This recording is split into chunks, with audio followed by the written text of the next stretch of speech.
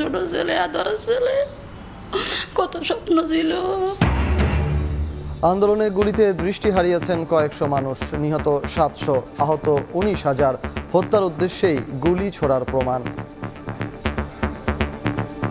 আমার ছেলেরা আমি এতটুকু বড় করছি, হঠাৎ গুলি লাগছে। আমরা যেন উন্নত চিকিৎসার মাধ্যমে আমরা দেখতে পাই। যারা আহত হয়েছেন তাদেরকে সর্বোচ্চ সেবা দেওয়ার আমরা চেষ্টা করছি। যারা খুবই জরুরিভাবে বিদেশে যাওয়া দরকার আমরা ব্যবস্থা করব। সমস্ত গুলি হচ্ছে বুক থেকে উপরের দিকে, যে গুলিগুলো করা হয় শুধুমাত্র জীবনহানি করার জন্য বা পার্মানেন্টলি ডিসেবল করে দেওয়ার জন্য, সেই গুলিগুলোর প্রমাণ আমরা এখানে পেয়েছি। আশুলিয়ায় ভ্যানে 6 জনের লাশ পোড়ানোর ঘটনায় আন্তর্জাতিক ট্রাইব্যুনালে 2টি অভিযোগ।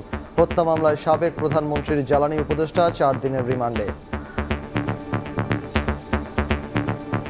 এই হত্যার পিছনে আর কারা কারা আছে এই বিষয়ে বিশদভাবে জিজ্ঞাসাবাদ করার জন্য 4 দিনের রিমান্ড মঞ্জুর করে। 2 অভিযোগে টোটাল সাবেক প্রধানমন্ত্রী, সাবেক স্বরাষ্ট্রমন্ত্রী, সাবেক আইজিপি সহ মোট 70 জনকে আসামি করা হয়েছে। দেখছিলেন প্রধান শিরোনাম। সন্ধ্যার সময় সঙ্গে আছি আমি সজল মিত্র রিচার্ড। এবার অন্যান্য শীর্ষ সংবাদ। নাটোরে বৈষম্য বিরোধী ছাত্র আন্দোলনের সভায় হামলা, মঞ্চ ভাঙচুর, ছাত্রলীগের বিরুদ্ধে অভিযোগ। রাষ্ট্র সংস্কার না হওয়া পর্যন্ত আন্দোলন চলবে, বান্দরবানে হাসনাত আব্দুল্লাহ।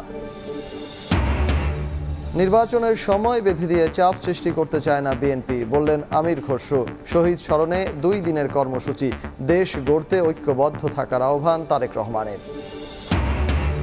পোশাক শিল্প এলাকায় শ্রমিকদের বিক্ষোভ, গোডাউনে আগুন, ষড়যন্ত্রে বিদেশি এজেন্টরা জড়িত, অভিযোগ বিটিএমই এর। কমিটি গঠন করে সমাধানের আশ্বাস উপদেষ্টার। ডিসি নিয়োগ নিয়ে সচিবালয়ে হট্টগোল, নতুন 8 জেলা প্রশাসকের নিয়োগ বাতিল, 4 জেলায় রদবদল। গ্রেড বৈষম্য দূর করার দাবিতে অডিটরদের অবস্থান কর্মসূচি। এবং দুর্গাপূজার সময় ইলিশ চেয়ে বাংলাদেশ সরকারের কাছে ভারতীয় মাছ ব্যবসায়ীদের চিঠি। কুমিল্লা সীমান্ত দিয়ে পাচারের সময় 620 কেজি ইলিশ জব্দ, পলাতক জড়িতরা।